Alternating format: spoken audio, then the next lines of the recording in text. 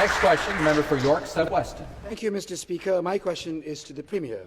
Over the past weeks and months, I have gotten so many letters and messages from parents concerned about cuts to education. Like Anne, who wrote to me and said, "The government does not have a mandate to cut funding to our schools, especially when they are using those cuts to fund corporate tax breaks. They never campaigned on removing adults from our schools, on increasing class sizes, or on cutting supports for students with special needs. When is this government going to start listening to parents, do the right thing, and reverse these heartless cuts?" Minister of Education. Thank you, Speaker, and thank you to the member opposite for the question. Mr. Speaker, we are listening to parents and taxpayers who want accountability for their investments. It's why we are asking our union partners, who we are negotiating with today, to accept the premise that hiring in this province must be based on qualification. If you want to improve the outcomes of our children, then every member of this legislature will accept that qualification, merit and diversity must be the cornerstone of hiring new educators in this province.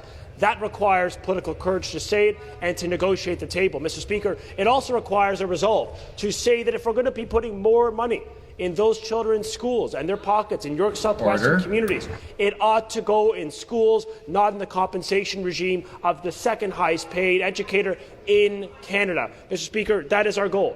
It starts with keeping kids in class with a good deal. Response. It keeps classroom sizes low, protects full-day kindergarten, and most importantly, Speaker, continues to invest in our most vulnerable kids in our schools.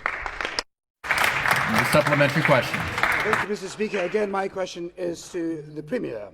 This is exactly what we have come to expect from the Minister and his colleagues. Plain teachers deflect responsibility. On this side of the House, we are proud to listen to the parents and stand with kids. I have gotten notes of encouragement from parents thanking me for standing up for their kids. These parents know teachers are on their side of their kids too, like Vanya from here in Toronto, who told me there is too much at stake for families to sit back and accept the unprecedented and unnecessary changes and cuts that Conservatives are proposing. Again, to the Minister of Education, if parents are thanking me for being on their kids' side, whose side are the Conservatives on? Minister. Mr. Speaker, this progressive Conservative government is squarely on the side of students, fighting to ensure that the best teacher is in the front of class.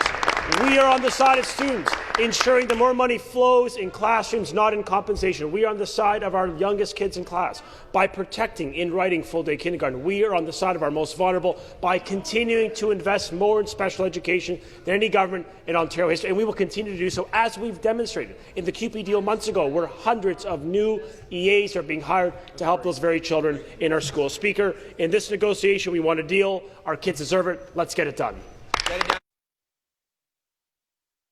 Next question, the member for Brantford Brant.